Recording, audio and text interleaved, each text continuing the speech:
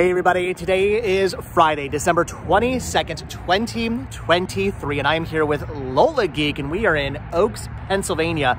And the reason why we are in Oaks, Pennsylvania today is to once again take a look at the American Treasure Tour Museum. This is a huge, gigantic museum. It's so big, you actually need a tram to see the entire thing. It is insane, it is epic. We have been here before, I have documented this before, but I did a quick unedited video last time I was here. Today, we're gonna document this proper. We're going full edit today. We're gonna take a look at everything this place has to offer. Again, it's huge, it's gigantic, it's amazing. It's gonna take us probably a good like 3 or so hours just to see everything and to ride the tram. It takes a while to see everything this place has to offer, but it is pretty amazing. It's in this very like inconspicuous building right here. You wouldn't even know that the whole entire top floor of this building is one gigantic, insane pop culture museum. But I assure you, it is here. Only little hint is kind of the sign they have there and the Unisphere that sits out there. Only thing that kind of gives you a little hint as to what is inside. But I assure you, it's worth taking a look at. This is amazing. This is awesome. I'm excited. So what's really interesting about the building that we're actually in right now is it used to be a BF Goodrich company. They used to make tires in here. As you can see, it is an old like factory building. So it used to be an old tire factory. Pretty awesome to see this. There's them making the tires there. There's some information. It says BF Goodrich opened this factory in 1937, almost 100 years. This has been here for the production of automotive tires. In 1979, they produced 12,000 tires daily by over 1,500 employees. However, when the factory closed in 1986, only 900 personnel remained on staff. Goodrich proved unable to compete with the foreign tire companies and new longer-lasting radial tires. They sold their tire brand to the Michelin Company in 1988. Pretty awesome. Look at the gigantic chandelier. You can be a giant, you can be the strangest, well, I mean, do I really need to put my face inside here to be the strangest creature? Yeah, not really. It is really awesome that they have all these photos of the old tire factory in here. As somebody who just loves history, it's really cool they represent the history of this building through the photos. And there's a sign over here talking about the chandelier. It says it's the Warwick Hotel chandelier. This beautiful crystal chandelier once hung in the lobby of the historic Warwick Hotel located on Philadelphia's Rittenhouse Square prior to its removal to the American Treasure Tour. That is awesome. And oh my gosh, Dwight and Mimi Eisenhower have stayed here. So that's pretty awesome. So at one point, my relatives actually saw this chandelier in the hotel. I've got a little bit of a tie-in to the museum. I like that. Just walking into this place, I honestly have no idea where to even look. There is stuff everywhere, down every single row and every single cabinet, up on the roof, on the pillars. There's just stuff everywhere inside here. This is actually the collection of one man. One guy owns all of this stuff. They won't actually tell you who that man is. It's a mystery. It's a mystery as to who actually owns all of this, but he's obviously a big-time collector of pop culture memorabilia and all kinds of interesting things. I mean, there's so much stuff here to take a look at. It literally will take you a couple hours to read all the signs, go down every single aisle, take the tram tour. There is just so much to look at. Everything from these musical instruments to dolls to just literally, if it's pop culture or something historical, there's probably at least a little bit of it inside here. As somebody who grew up going to school in the 80s, things like this really speak to me. And I know it was built in the 1960s. This is a musictronic teaching organ. So it's a 6-station organ used for teaching kids how to, I guess, play the piano. But when I see stuff like this, it brings me back to the 80s, because in the 80s, we were still using things like this in school, or things that looked exactly like this, or probably built in probably in the 60s, 70s, and they just, the schools just had them for all those years. I remember stations very similar to this, not necessarily to play the piano, but to teach you, phonics and math, and there were like these weird, bulky, giant blue headphones you would used to wear. So things like this, I guarantee you, my school was probably still using back in the 1980s. It was just a thing. I feel like nowadays, I don't know, I feel like nowadays schools kind of like update their stuff on a maybe... I mean, I'm big stared at the whole time. That's creepy. There's a lot of dolls in here that are freaking me out. But I feel like schools nowadays, like, at least update their stuff a little bit more frequently. They try to keep up with, like, modern technology. Nah, back in the 80s, you were still using stuff from the 60s. Stop looking at me, doll. All right, so as much as I would highly recommend this museum. Not if you're afraid of dolls. I am gonna give you a bit of a warning. If you have a fear of dolls, maybe this is not the museum for you, because I mean, it is just terrifying. This one here is pretty creepy looking. That one there, also pretty creepy looking.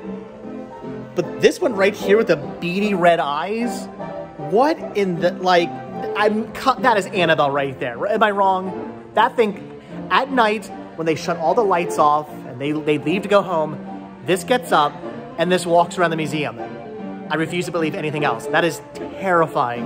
I might be slightly biased, but I think my favorite thing here at the Treasure Tour Museum would have to be Amrad's giant world of miniatures. It says, Bob Amrad is a retired art teacher from the Royersford area who trained children to use their imagination by creating landscapes and montages using found objects. And the reason why I might be ever so slightly biased, Mr. Amrad, he'll always be Mr. Amrad to me. Bob Amrad was my middle school art teacher.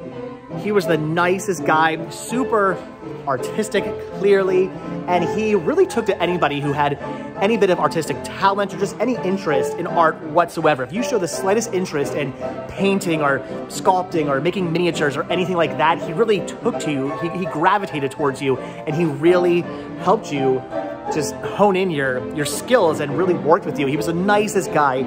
I loved having him as an art teacher, and I loved his miniatures. He used to have these all around the art room, all around his classroom. His classroom was just filled of art. It was amazing, and so many of these miniatures filled the art room. It was really, really cool. And one year for Christmas, he said, okay guys, you can make any art project you want to make. You could paint something, you could sculpt something, you could do whatever you want. And I told him, I want to make a miniature, and he lost his mind. He got really, really excited about that. So excited, he actually brought in supplies for me. He was like, okay, what are you making? Like a Christmas diorama? I said, yeah, I need Christmas trees. I need this, I need that. He brought in little tables for me, little benches for me, presents, Christmas trees. He brought in all kinds of stuff for me to use to make my miniature. It was pretty awesome. And for years, I had it. For years, my family would actually take this little miniature that I made and they put it on display every single Christmas, probably until I was in like high school. I think eventually it got thrown out, unfortunately. I wish I still had that. If I still had it, I totally would have donated it to the museum. But this is so awesome. Mr. Amrad's miniatures. I wonder how many of these, like this one right here looks really familiar. This was probably in the classroom when I was a kid. I guarantee you, I used to sit at a table painting and drawing with all this stuff looking over at me. It is so cool to see all of it here, saved. I love it. I believe Mr. Amrad did pass away, I think, if I'm not mistaken, but it is so cool to see all of his miniatures still here, still on display, saved. Yeah, this is my favorite part of the museum. I don't care if I'm biased. I love this. Clearly, Mr. Amrad was very much into the Wizard of Oz. There is so much different Oz stuff here. That is cool. I'm loving all of this. The haunted house stuff is really neat. Look at there's like the monsters there. I'm loving the haunted houses. Again, so much of this I just remember from when I was a kid. Look at the flames going on inside there.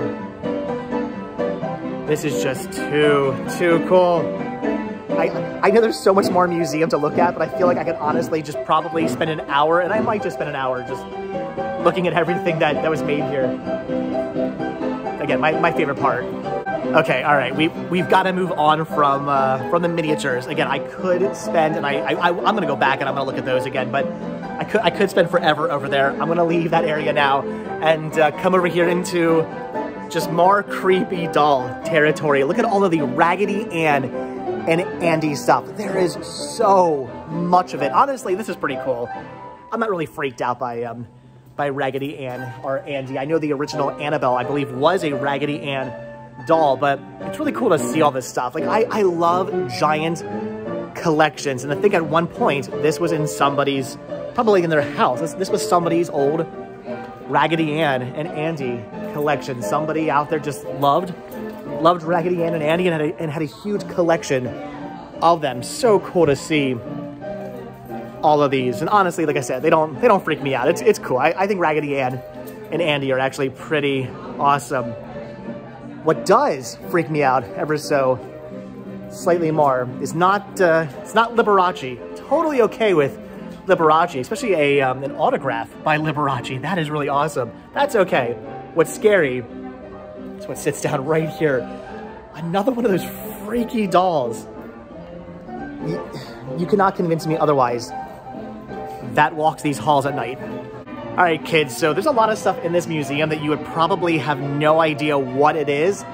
This is called a telephone, a wired yeah. Back in the day, you didn't have these confangled cell phones. You actually had a phone that sat like on a table or maybe was mounted to a wall in your house that was attached by wires to your house, and that's how you called. Who remembers long distance? That was a thing. You wanted to call like New Jersey back in the day or something like that. Well, I hope you had that money. It would cost you a bit to call the next state over. But look at all these old telephones. I mean, okay, some of these are from way past my time, but rotary phones were still a thing. I remember back when I was a kid. And rotary phones are these ones right here where you have to press 1 and then 7 and then 5. You have to wait for it to come all the way back around. It was kind of crazy. It wasn't just pressing some buttons. But yeah, I remember back in the day, I had some friends who still had old rotary phones in their house. You had a rotary phone? I had a rotary phone growing up. Actually, can I tell you a rotary phone fun fact? Of course. Do you know why the emergency phone number is 911? Why? Because on a rotary phone, it's like you have to be really intentional to dial 911. Like they're very far apart. Oh, because they're far apart. Yeah. So you can't accidentally call it. Exactly. That makes sense. And now you know, thanks to Lola Geek. Actually, another rotary phone fun fact. You can edit these out. Why do you have so many rotary phone facts? I'm a nerd.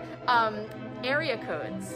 The easier to dial ones, like the bigger cities got. So New York is 212. Very easy and quick to dial. The further, smaller town you get, the worse area code you got. Well, Philadelphia 215, not so bad. Well, I did not know that. That's a jerk move on the phone company's part. I really do love all the different designs of the phones. These here, we had one of these in the kitchen. These were the ones that hung on your wall. Of course, they also have some of the classic work phones as well. I definitely have used many of these working in an office back in the day. What is this one here? It's like a telecom thing? That is interesting. Of course, ones with, I guess, built-in answering machines. Oh, look at the old AT&T video phone. Wow. Wow, kids. That, at one point, that was, I mean, literally. Speaking of the future, who remembers when these were what cell phones used to look like? I remember being jealous of Zach Morris back in the day from Saved by the Bell. He'd pull out his giant, like, brick of a phone. It was the coolest thing. Now we literally have a computer in our hands. Now this is something I did not have growing up as a kid, but I kind of wish I did. It's telephone furniture. So again, things kids would not know about these days, but you would put your telephone on there, and then down here, that's where the telephone book would go. Who remembers telephone books? Do they make those anymore? They do, but like, they're for businesses. I was gonna say, who even uses them anymore? I remember that. You want to go, man, I really want some pizza. You didn't hop onto your phone or hop onto the internet to look up to see what Domino's pizza was. You had to go into the yellow pages, go check out all the different pizza listings. Domino's usually have like a big ad though in there, and you'd call them up, or if you wanted to be like, I wonder what's Aunt Sally's number? You have to like know her name, look it up, find the address. It was this whole big ordeal. Now you just Google it, and you got the number in 4 seconds. You can just text her. True.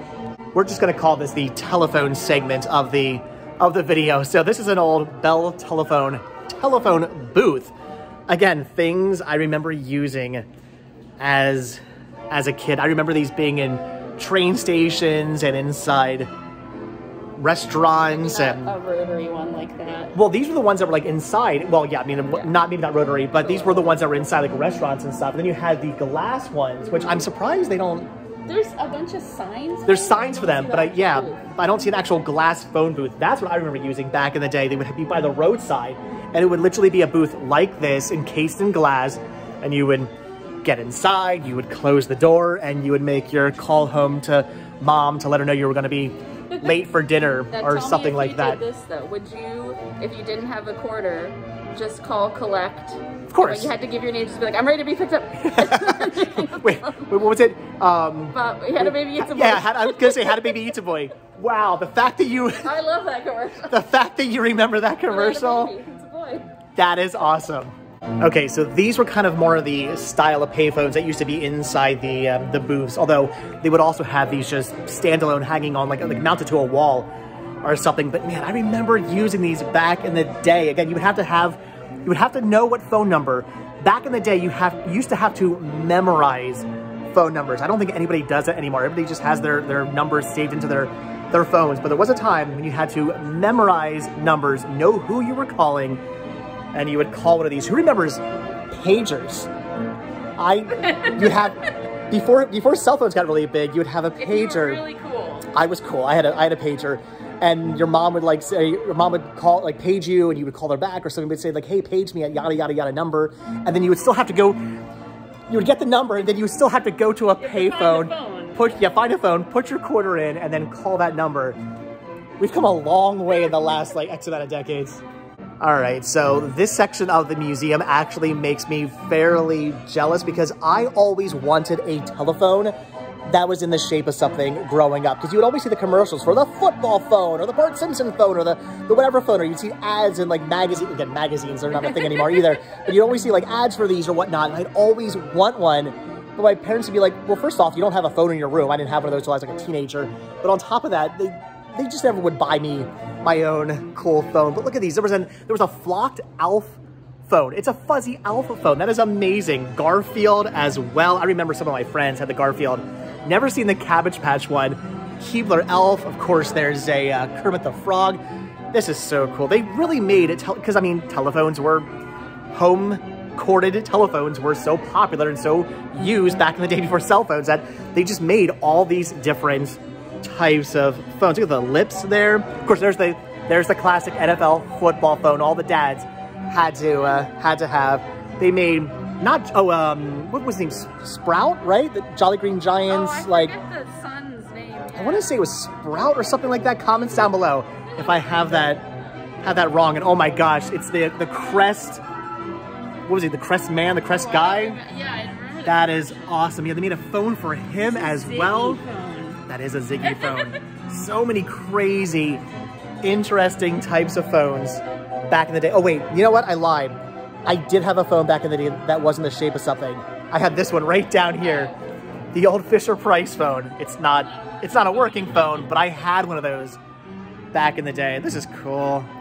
I mean, I don't even have a landline in my house anymore, but I kind of want to get one just so I can talk to people on a Mickey Mouse phone.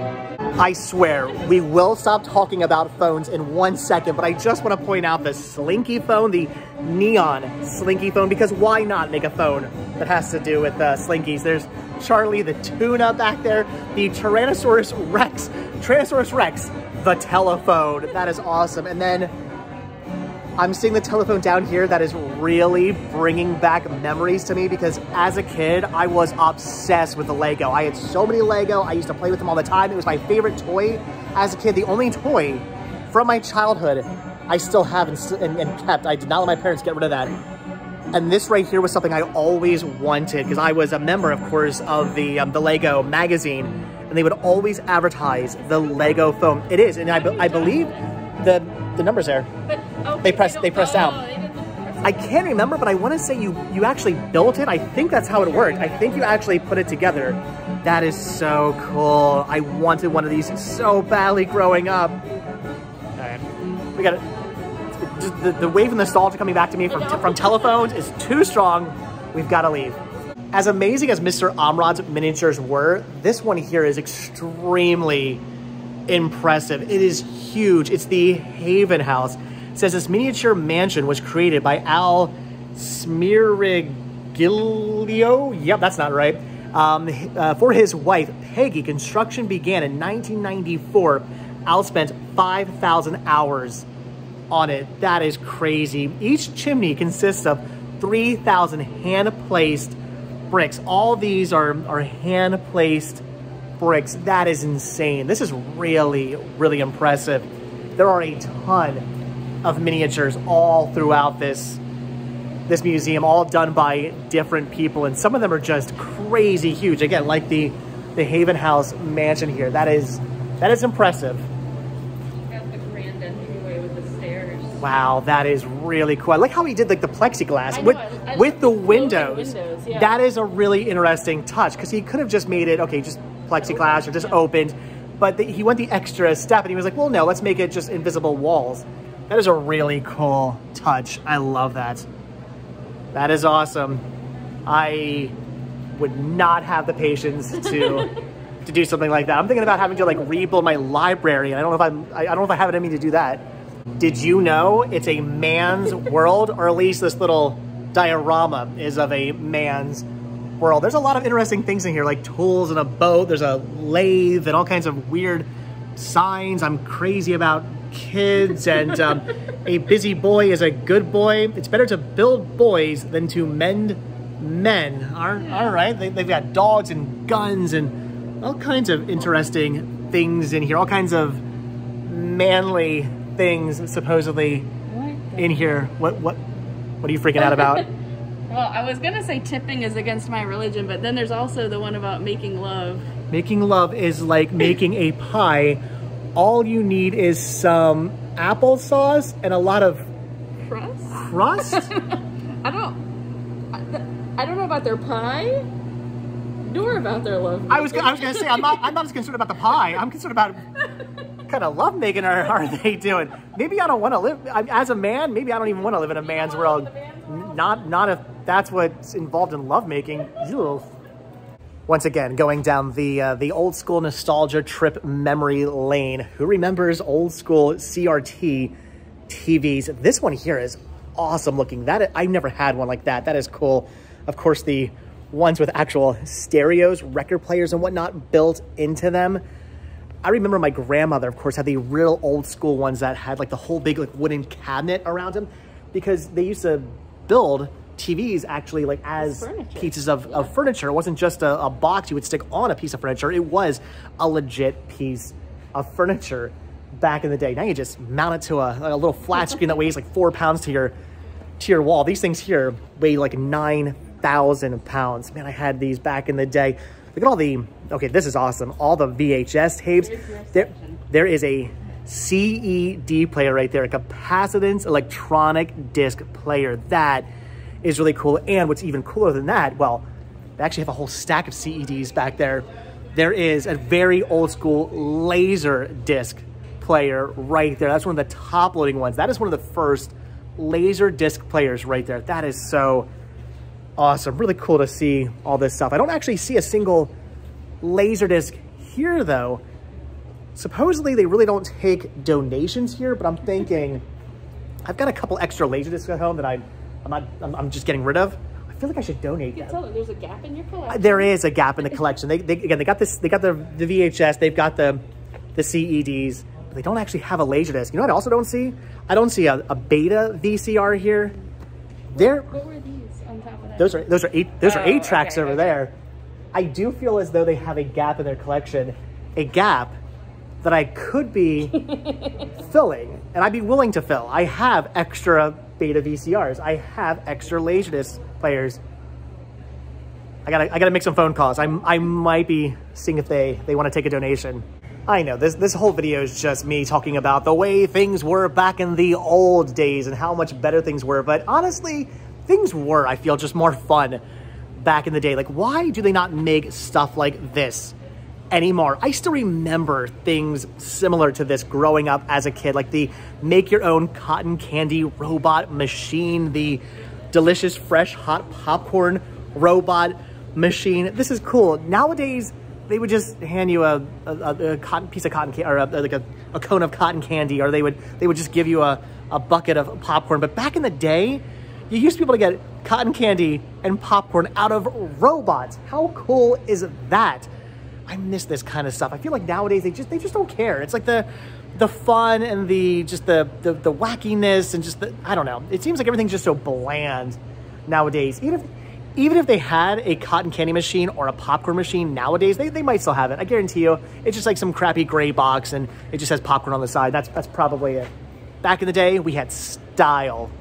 We've been discussing that one of the things we love most about this museum is the fact that they're constantly just bringing new stuff in. Last time we were here, which is what, maybe like a little bit less than a year ago, right? February. We were here in February of last year, so a little bit less than a year ago.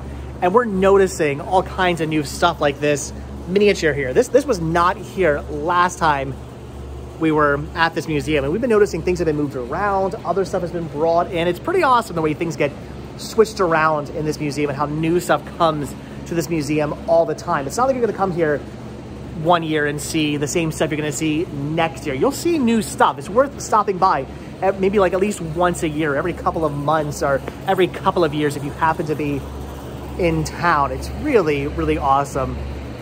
There's so much new stuff just coming in and out of this museum at all times. Now this is definitely nostalgic for me, and I don't know if it's a thing they even still do. So Chuck E. Cheese's, I know Chuck E. Cheese's still exists. They do still have the pizza places, but do they still do the creepy animatronics? Is that a thing that still happens at Chuck E. Cheese? You could take them. I should take my kid to Chuck E. Cheese's just to see if they still do this, though he's probably gonna be terrified. I remember as a kid, not Chuck E. Cheese's so much. I remember going to Chuck E. Cheese's, but there was a place called Major Magic. I think it was in like Allentown, Pennsylvania. Kind of it was a Chuck E. Cheese type thing. I think they were like a smaller chain though. And I remember being terrified of these. My friend had a party and everybody, after we got done eating pizza, they all went up to the stage to dance around these things. I would not do it. I was the nerdy, lonely kid who sat back at the table who would not get anywhere near these things because look at them. I mean, they literally based an entire horror video game franchise off these things, Five Nights at Freddy's. So I'm not the only person who was terrified by these things back in the day. Chuck E. Cheese fun fact, do you know his full name?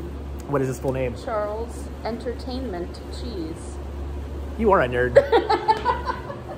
I'm loving all the old movie posters they have hanging up in here. And there's actually some movies that I haven't seen. A couple of these films, I'm thinking, wow, I have not seen these. Like Faithful with Cher. Why have I never seen that movie? I have to add that onto my list of things I need to check out. And Lola Geek's favorite movie of all time, they have Mad City. I saw it 3 times in a row. You saw that 3 times in a row in the theaters because you're the biggest fan of the classic Dustin Hoffman, John Travolta movie.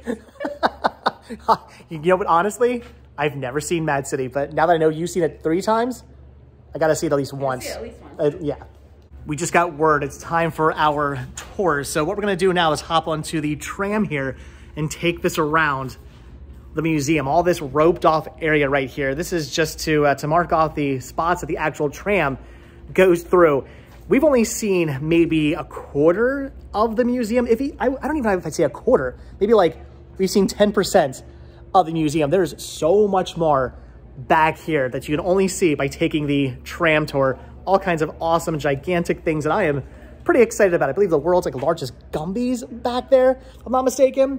There's some cool stuff. Oh, and it is the Christmas season. There's something pretty cool Christmas related back there we're gonna take a look at. The blue 1956 Thunderbird. This is a beautiful sports car equipped with a hardtop convertible. These models were made for 3 years between 1955 to 1957 and designed to compete with the Chevrolet Corvette. Moving along, we have an assortment of vintage amusement park items on your left, starting with the blue Lugsy Brother auto scooters that are known as bumper cars. They're from the 1940s. Behind them are Dodgem bumper cars that represent the 1950s. Following them, there is a 1930 roller coaster carriage made by the Philadelphia Toboggan Company. On the right, we have a Ford Mustang Cobra and a Chevrolet Camaro. You will notice that most of our automobiles are preserved, not restored. Our collector likes the story they tell in the condition in which he found them. Calamity Jane. She has a gun in her holster, whiskey in her boot, and a custom-made cowgirl hat. Now that is what we call really good ranch dressing right there. Around the corner and on the right side of the tram, we have a really big shoe. Some people ask why. We ask, why not? This shoe is actually from a now defunct cable channel called Wedding Central. And since we love all things oversized, we were happy to add it to our collection. After the shoe is the gigantic Ronald McDonald in his blue jumpsuit.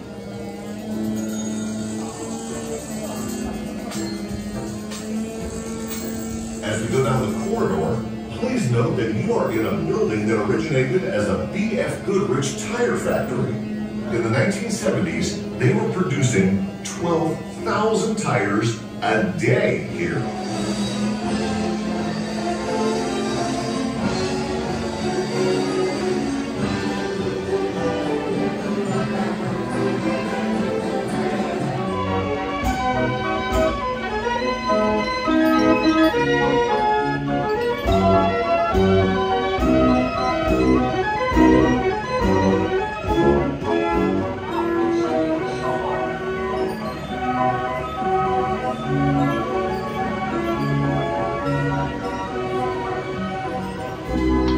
Throughout each of them to your right is a giant coil.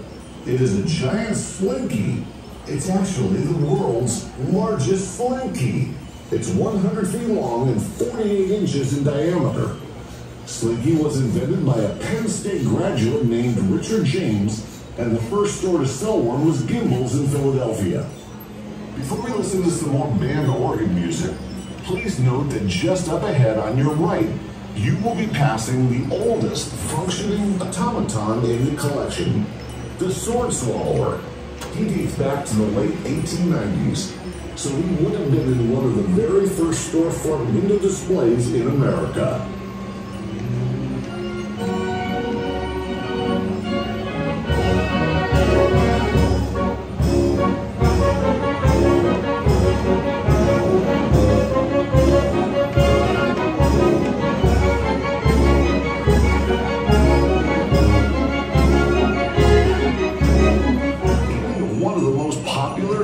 Here at the American Treasure Tour Museum. Lit Brothers Department Store's enchanted Colonial Village Christmas display. You will see 9 of the original buildings that were originally on display at Lit Brothers 1960s and could be seen every Christmas season until Lit Brothers closed their doors in 1977. A local man named Thomas Comerford was the Lit Brothers house designer and worked with a German company to come up with this design in the style of a colonial village. These were on display at a New York City location in the early 1960s. This display shows Victorian-era Christmas along with a church scene and nativity. After they were seen at Macy's, they were sold to Hershey Park and were a part of their Candy Cane Lane Christmas display.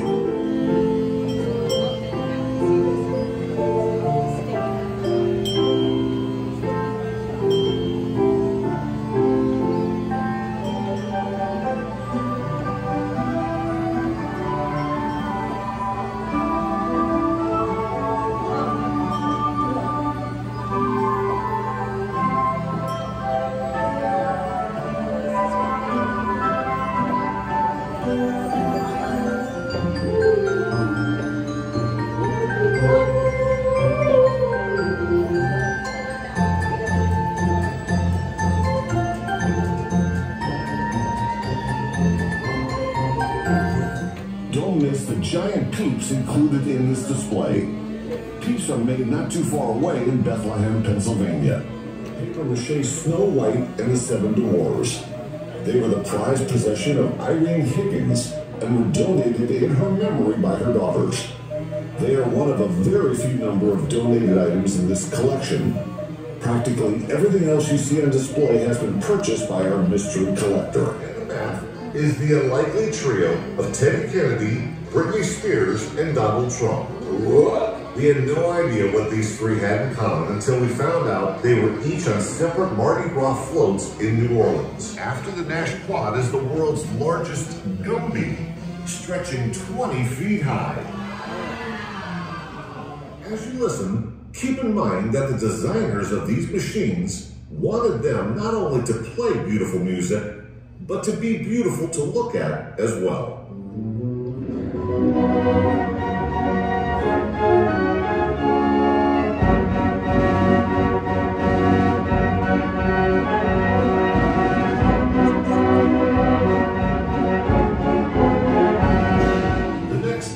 Automobile is a 1956 Robbins Egg Blue Cadillac Sedan DeVille. When this car was introduced, gasoline was a whopping 20 cents a gallon. This is a very large luxury automobile. We also have a 1924 Cadillac on display. That is in the walking portion of your visit today. Make sure you go and find it when your tram ride ends. All right, guys, so that's going to do it for the American Treasure Tour Museum. It is so amazing. My second time here, and I loved it just as much, if not even more, than I did the first time, because I feel like every time you come here, you see new things, you experience new things. It's kind of like the first time you come here, it's so overwhelming. Like, you don't know where to look. You're just, your mind is overloaded with all the amazing pop culture in there. The second time around, you kind of have more of an idea maybe where to look, things you want to really focus on, and you start to notice things you didn't notice the last time. So it's awesome. I highly recommend coming out here. If you haven't been out here in a while, get back out here. There's new stuff. And again, you're going to notice things you did not even see the last time you were here. Awesome, amazing museum. One of the coolest, if not maybe the coolest museum, or at least the coolest pop culture museum in all of Pennsylvania. Unique. That is a great way to describe it. A very unique museum. Very nostalgic for those of us who are also very old as well. But all right, guys, that is going to do it. So as always, thank you all so much for checking out this video. Be sure to hit the like button, hit the subscribe button, check down below for links to Patreon. If you guys do become a patron, I will send you a postcard every single month from the road. Also check down below for a link to Spreadshirt, where you can grab yourself retro Rest Stop t-shirts, proceeds, both from Spreadshirt and from Patreon, to help support the show. And they keep the show going, so I do appreciate it. And also check down below for a link to Lola Geek's YouTube channel. I'll put a link to that down below. She does videos as well. She was shooting a video here. You got to check her stuff out. It's really, really good. I subscribe. I like watching her videos. So, all right, guys, again, that's going to do it. And if you guys watch this video all the way, if you guys watch this video all the way until the very end, should we do, what was it, World of Balls or? A Sea of Balls. Sea of Balls. If you guys watch, you guys will not get that reference. There's a really interesting, her favorite sign in there is the Sea of Balls sign. So, so if you guys watch this video all the way to the very end, hashtag Sea of Balls. What was it? And then like try our delicious new food. Try our new foods? I don't know. I should have videoed that sign. I'll send you the picture. There's a photo. I'll post a photo of it. Really weird. Anyway, Sea of Balls, hashtag, if you guys watch this video all the way to the very end. But all right, guys, again, that's going to do it. Like I said, hit the like button, hit the subscribe button. And if you do hit that subscribe button, or you are subscribed, then I will see you guys in the next video. Bye.